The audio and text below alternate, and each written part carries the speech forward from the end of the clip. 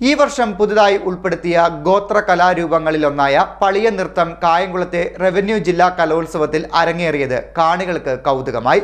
തുടികൊട്ടിപ്പാട്ടും പുല്ല്, ഇഞ്ച, ചാക്കുകൊണ്ടുള്ള വേഷവും മുള കൊണ്ടുള്ള മാലയും അണിഞ്ഞ് മത്സരാർത്ഥികൾ പളിയ നൃത്തം ആടിയപ്പോൾ സദസ്സിന് അത് നവ്യാനുഭവമായി. കായംകുളത്ത് നടക്കുന്ന ആലപ്പുഴ റവന്യൂ ജില്ലാ സ്കൂൾ കലോത്സവത്തിൽ മത്സര ഇനങ്ങളിൽ ഈ വർഷം പുതിയതായി ഉൾപ്പെടുത്തിയ ഗോത്ര കലാരൂപങ്ങളിലൊന്നായ പാളിയ നൃത്തം അരങ്ങേറിയത് കാണികൾക്കും ആവേശമായി. തുടികൊട്ടിപ്പാട്ടും പുല്ല്, ഇഞ്ച, ചാക്ക് എന്നിവ കൊണ്ടുള്ള വേഷവും മുള കൊണ്ടുള്ള മാലയും അണിഞ്ഞ് മത്സരാർത്ഥികൾ പാളിയ നൃത്തം ആടിയപ്പോൾ സദസ്സിനത് നവ്യാനുഭവമായി.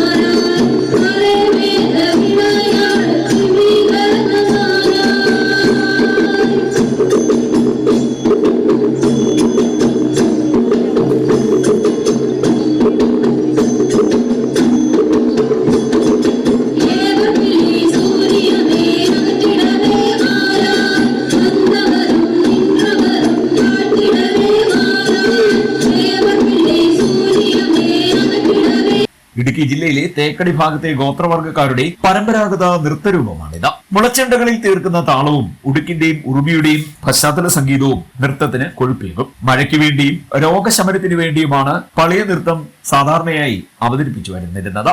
പരമ്പരാഗത കലാരൂപമായ ഇത് പിന്നീട് പൊതുചടങ്ങുകളിലും അവതരിപ്പിച്ചു തുടങ്ങി. ഹൈസ്കൂൾ വിഭാഗം പളിയ നൃത്തത്തിൽ ഒരു ടീമാണ് മത്സരിച്ചത്. കുട്ടനാട് ഉപജില്ലയിലെ പുളിങ്കുന്ന് ലിറ്റിൽ ഫ്ലവർ HS ആണ് സംസ്ഥാനതല മത്സരത്തിനുള്ള യോഗ്യത നേടിയത്. ഹയർ സെക്കൻഡറി വിഭാഗത്തിൽ Mavelikkara boys higher secondary school 1ാം സ്ഥാനവും നേടി. C D net news, Kayamkulam.